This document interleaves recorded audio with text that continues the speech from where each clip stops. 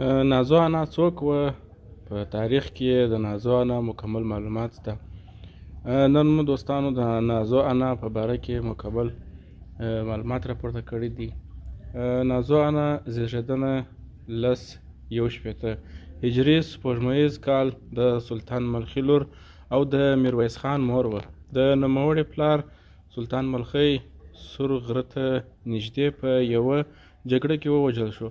پلار تر وژلو کېدو وروسته یې مشر ورور عادل خان د کورنۍ مشر شو.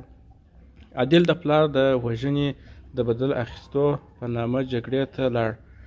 په ځای یې نازو مخکې له دې چې د شالیم خان میرمن شي د ورور تر راتګ پورې د خپلې کورنۍ کلي او خپلې ټبر سرپرستي پر خپله غاړه واخیسته.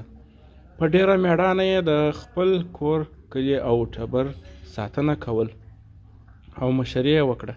تاریخ په کتابو کې راغلی کله چې د نازو انا پلار سلطان ملخي توخی په جګړه کې شهید شو، نو له همدې نیټې وروسته د کورنۍ چارو اداره او د ولس مشرتوب د دې پر غاړه ولوېده، خصوصا له هغه وخت څخه چې حاجي عادل د نازو انا ورور هم له دې نه جلا شو او د خپل پلار د کسات انتقام اخیستلو په هوډ جنګ ته ولاړ.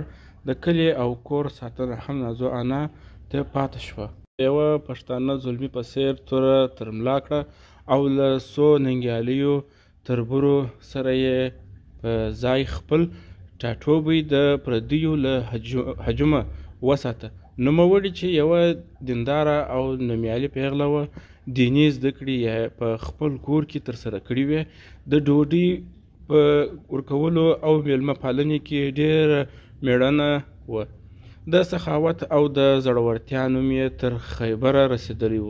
کله چې د کرم خان د زوی شالیم خان میرمن شوه، نو په میلمه پالنې او سخاوت کې نور هم مشهوره شوه، نو ځکه یې د انا لقب خپل کړ او د هر چا لپاره نازو انا شوله.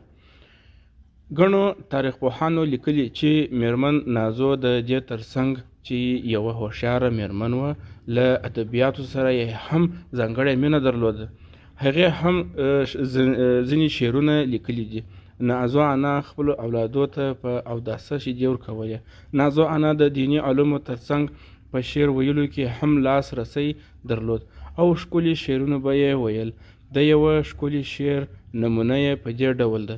دلته یو شعر سته چې ډېر کوچنی دی: څرګندونه نرګس لیمه لاندې د هغه څخه مخکې یعنې چې کوم شعر لیکلی و: ساسکی ساسکی ساسکی به یې له سترګو څڅېده، ما ویل څه دي ښکلې ګلابه ولې ژاړې؟ ده ویل ژوند مې د یوه خوله خندېده. میرویس خان چې وروسته د خپلې وړتیا له مخې میرویس نیکه شو، ویل به یې مور به مې راته تل دا ویل لویو او مهمو کارونو ترسره کولو سپارښتنه کوله، نو ځکه زه تل ډېر زیار باسم چې د خپلې مور سپارښتنې ته چې هیواد او خلکو ته خدمت کول دي ترسره کړم.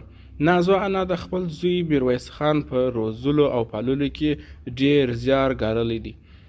ډېر زیار یې ګاللی و، ډېر کوششونه یې کړي وه چې حاجي میرویس نیکه یې هغه میرویس خان نیکه ته راورسوي چې د غټ نوم پیدا کړي. د نوموړي هم هغه سمه روزنه او پالنه وه چې میرویس خان وروسته میرویس نیکه شو او پیړۍ به یې پر کارنامو خلک ویاړ کوي چې اوس یې ویاړ خلکو ته افغانانو ته پاته دی.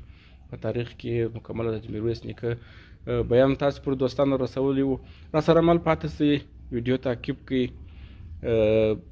بلتیا مو وکړئ، چینل سبسکرایب کړئ. د الله په امان ښه وخت.